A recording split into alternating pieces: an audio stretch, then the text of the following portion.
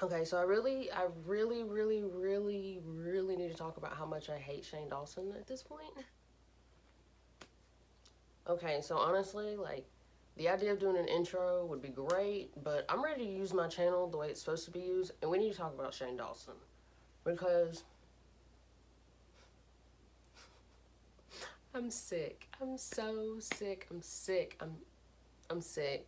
I've I've been following Shane Dawson. Oh, well, let me just say hi, my name is Sienna. It's Color Me Sienna. Welcome back to my channel. Everybody's been giving their take on Shane Dawson, and like I'm ready to give mine. Like I've been following this man for at least 7 years. Like it was after the whole like him making all these like weird videos, but when he was like doing a whole lot of conspiracy theories on YouTube and all this stuff. And I really enjoyed him. I enjoyed his content. I enjoyed all that. And just over the years, I've kind of been like somewhat of a Shane apologist, I guess you would say, because like I don't even know if I can say that. It's just I just felt like Shane could do no wrong. Like whenever he was making these different videos about like Jeffrey and Jake Paul and all that, like I would always look at it as, oh, he's like just trying to help these people. Like I never took it in a way like, why are you never like bringing black people on? Like you never have black people there. Like I never thought about it like that, which in hindsight should have. But last year when this whole Dramageddon thing went on, I thought it was crazy. Crazy. Like I spent hours on YouTube. Like I follow all this stuff. I have for years. I mean, I really felt like it was like one of the weirdest things I'd ever seen online, and it was almost like amazing to watch. Like me and one of my coworkers would talk about it. Like have you seen that? Like it was crazy. But then once everything died down, and everybody kept bringing it back up, I just really couldn't wrap my head around why we were still going over Dramageddon. Okay. So then, like, it died back down, and then back in, like, what, November, James Charles came out, and was it him? Yeah. Oh, yeah, yeah, yeah. He did an interview and talked about how upset he was, and that brought it kind of back up again. And then a couple months ago, Jeffrey did his interviews and brought it back up, and, like, that brought it back up again.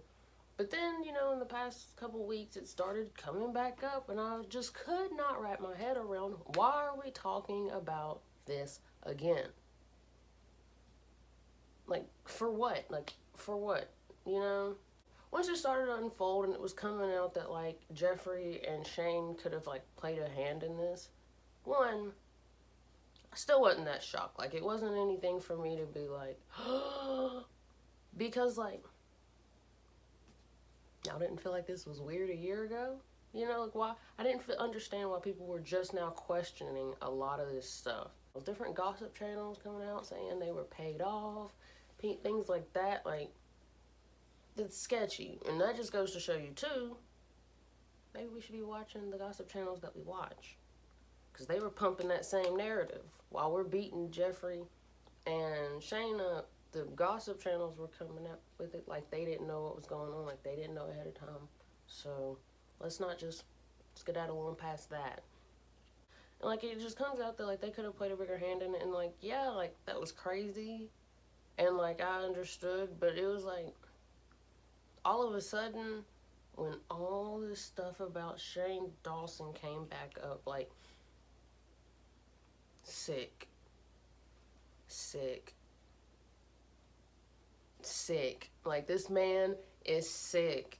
It's not even funny because like when he made that video about, well, not made the video, I guess it was a podcast, but when I heard the clip about him and his animal, his cat, that made me sick. Like I don't even like cats, but like it doesn't matter. Like you don't do that. You don't do that. And then he tried to explain that away. I remember years ago he tried to explain that away saying, oh, well, I was just joking. I never did that. I was just joking. But if you think about when he said that then, and then if you listen to the interview where he's talking about when that he claims was clipped together, which didn't even sound like it was clipped together, but he claims was clipped together. And he's saying in it, oh, well, I think what Drew, somebody used my dog, and I told him, why don't you just it?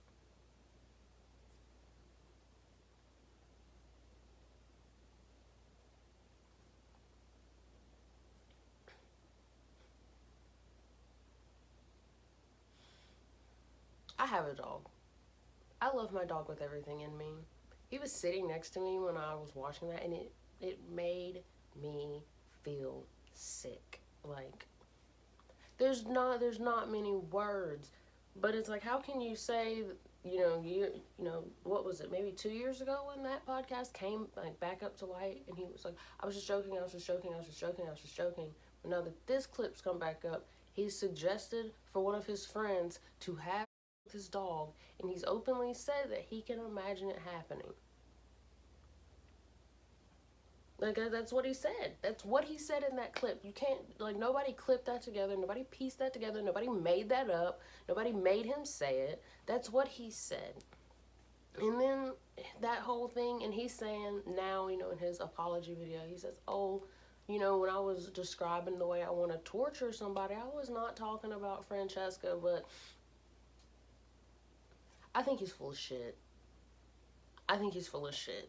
Like, you were talking about her, even if you weren't talking about her, like you said, it's disgusting that you would say that about anybody. Like, when I was listening to that, I had to turn it off. I couldn't even, like, once he started talking about the jaw, it was sick. Like, in my mind, it was like, nobody thinks of this unless they have, like, stuff going on. Like, and he kind of, like, says, well, my mental health has been bad, and it's just, I don't know. I didn't know exactly what I was doing. I was being ignorant, and I just wanted to add shock value. And, like, that's not, like, those are excuses.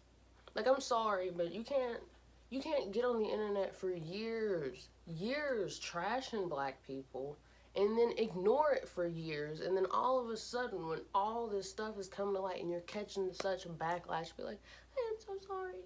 You're not sorry, you're caught. Like, there's a whole difference. And I'm just on here and I'm ranting because I'm disgusted, and like, I've been such a fan for so long, and then, like, here I am, and like, this is coming out. Like, it just makes me feel gross on the inside to know that I ever supported this man, to know that I used to, like, spend hours a day looking at his content, and I had no idea that, like, in the same breath, this stuff was going on.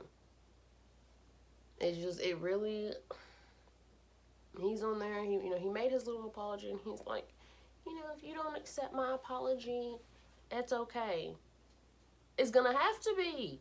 Like, who are you to tell us that it's okay if we don't accept your apology? Entitled.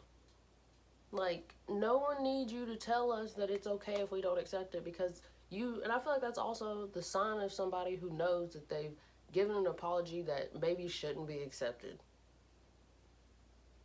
Because, it really frustrates my soul. It really does. And Eugenia Cooney, I'm on Twitter just now, and she's like, oh my god, Shane Dawson, you're such a beautiful person, blah, blah, blah, blah, blah. Who are you?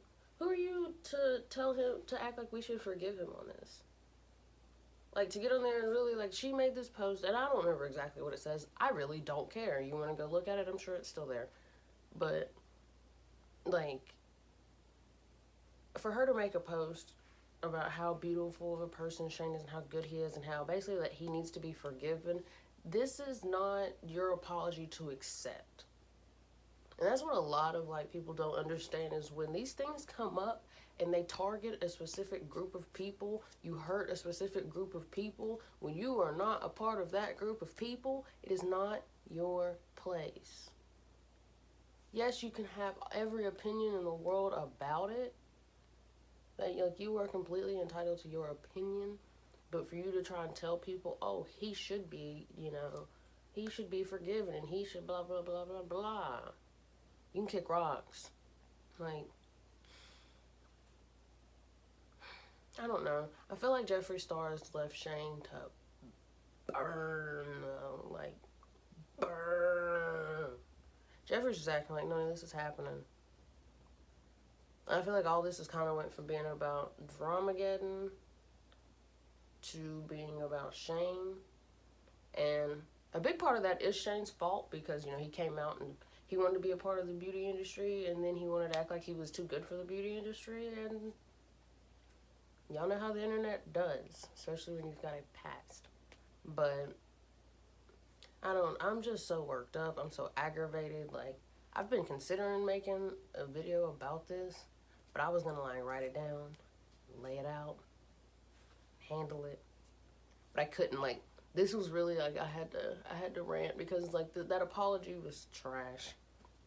That apology was trash. It really was. And I'm just, as a black woman, I'm just really, really, really upset and hurt that I ever supported this man at all. I feel tricked. And, I guess that goes to show that, we kind of blindly follow these people online. But, I don't know. I just feel sick about it. But, I enjoyed this rant. It was fun. So if you liked it, then, you probably go ahead and share, subscribe, comment down below. I'll do it again. Yeah, I just had to give you guys my take on all this. I can't do it. Not a fan. But I really hope that you liked this video, and if you did, then please like, share, subscribe, comment, and come back. Let me know you like it. Yeah, I guess that's it.